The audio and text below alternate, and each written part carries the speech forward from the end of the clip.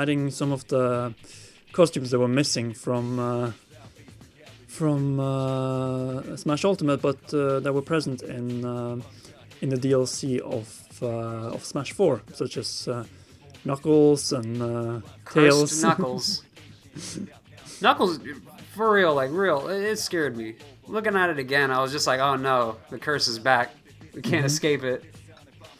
But I would definitely say that Joker and the costumes, plus the version 3.0 update, especially with the new stage builder, which is just, I would say, more than ever, it really feels like the stage builder is finally the Super Smash Bros. Maker that we wanted. It's getting there. It's getting its strides. I'd like to say, like, the Switch, the tablet itself is not really compatible with the whole touchscreen that you expect out of like a smartphone. It's more of a DS kind of touchscreen.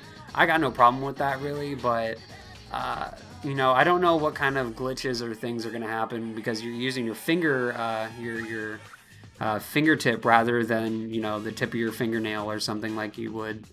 So it could cause for some frustrating moments. So be aware of that. Yeah, but there's much more options when it comes. Oh yeah, I thought I was looking at Mario Maker, to be honest. Yeah, that was my first impression as well. And you have moving platforms and moving sections of platforms, so you can depth. Exactly, you can create stages which maybe not visually will be on par with say the official stages, but in terms of layout and design, they could actually be up there. And, look, man, fans are creative. fans could come up with some of the craziest stuff, and Mario Maker's a testament to that. They turned an 8-bit game and they made complicated levels. They made whole games out of those just by a simple template. This is the simple template. People are going to be making the Sistine Chapel in this in like weeks, guaranteed. Completely. And they are also adding all the tools that's needed to try to promote your stages with the new video editor, which it does have qualities of an actual video editing program. It's not Adobe Premiere, but it looks really good. It's not Adobe Premiere, but you have you can make cuts, you can make transitions, so you got the basics of editing in this. And then they also are going to recommend it and bring a lot of views, at least they expect from the app, which I'm not really sure people will be using that much. Nintendo, what was it, Smash World? Smash World, yeah. It's already been out for quite a while, it's just that we haven't had video feature. Yeah, now it's got the video YouTube feature kind of deal with it, so that's cool. Mario Kart sort of had that on the Miiverse where you could share your videos on social media as well, which I thought was a really good touch. I hope they continue with this with more games, so not just Smash Brothers, maybe Mario Tennis, maybe Mario Kart, maybe start implementing the video editor from this into other games. That'd be great. Absolutely, but other than that, I don't think we saw many improvements so far. We'll find out more when version 3.0 and Joker finally drops, in terms of improvements and tweaks and buffs and nerfs of the characters. But from what we have seen so far, I would say that this definitely changed Smash Bros. Ultimate to something way better. I would definitely say that Stage Builder, though we knew about it for quite some time, is definitely a step in the right direction. We have the stage builder, we have the video editor, we have shared content and Smash World, and it's all coming in this 3.0 update, and that is without excluding the buffs and nerfs that it will bring to the game itself. But Joker definitely does not disappoint, especially from a visual standpoint. We'll still have to see how he performs in battle, but based on what we have seen, he's definitely one of the candidates for being top tier, or at least near top tier. But we'll get back to his tier rank a little bit later.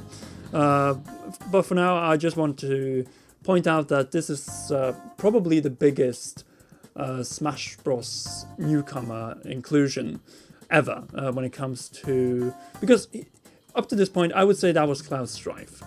But now with Joker, they just have done much more justice in terms of the moveset, in terms of the references, in terms of the music tracks, and I think it's the extent of this character, the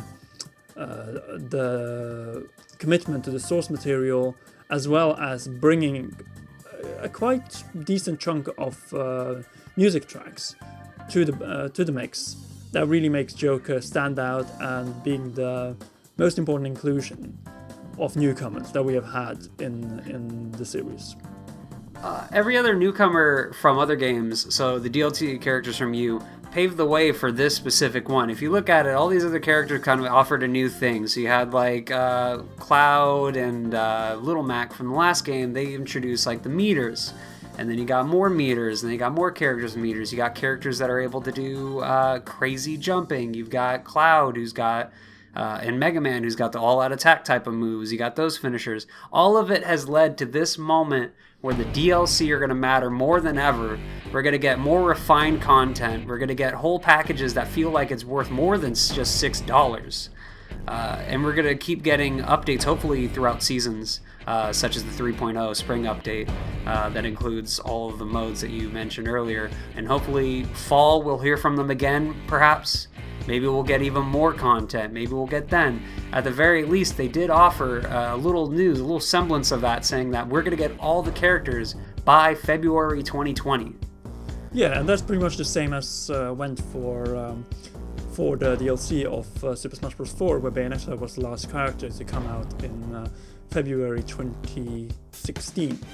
So I have a feeling that all of this will be laid out pretty much as they did with the DLC characters of Super Smash Bros. 4, but I think Joker has once again changed something very big, because there's no returning characters this time around.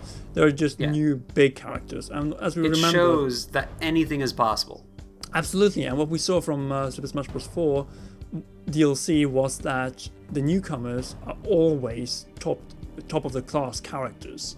So I wouldn't be surprised if we get some brand new newcomers from franchises and even developers that we have not seen before in Super Smash Bros. Ultimate. I wouldn't even be surprised if we get the first Western character inclusion in Super Smash Bros. It's going to blow your mind. Whatever they have in store, no matter what, with Joker being the inaugural character for the DLC, it just lays the framework. It lays the groundwork for all that's going to be coming in the next 10 months. We got 4 more characters, which means we're going to be getting, hopefully, a consistent stream of DLC characters every 2.5 months. And in order to make the DLC pack and each individual DLC pack and the Fighter Pass as valuable as possible. Because exactly, you were getting bang for your buck, $25. That's great. Getting absolutely. The stage, getting the music, getting the characters. Like Joker is absolutely worth the asking price based on what we have and seen. more, and way more actually. It could in my eyes it could have been even a $10 character and people would still buy it. Oh yeah. So that's that. But we'll get back to future inclusions and how high we see them in future videos, and we'll also get back to trying to rank Joker in terms of the new tier list following the buffs and nerfs in Super Smash Bros. Ultimate, and hopefully we'll be able to bring back also Alan. Maybe after I get to Sacramento, we could sit down and take a closer look at how Joker stands compared to the rest of the fighters found in Super Smash Bros. Oh yeah, man. Ultimate. For sure. Love nothing more for that. So then, guys, until then, this was Conrad Vanus and Alan Plummer. And we will see you in future Super Smash Bros. Ultimate videos. Thank you so much for watching. Make sure to like and subscribe if you're new to not miss any of the upcoming videos. Press that shiny notification bell for all notifications to also not miss those videos. And a big thank you goes, as always, to our patrons, and in particular, role producers Kenyatta Ali and Bradley Carriage. You can also join them by heading over to patreon.com/commonrealm. But until the next video, this was Conrad and Alan, as we already stated, and we will see you in the next videos.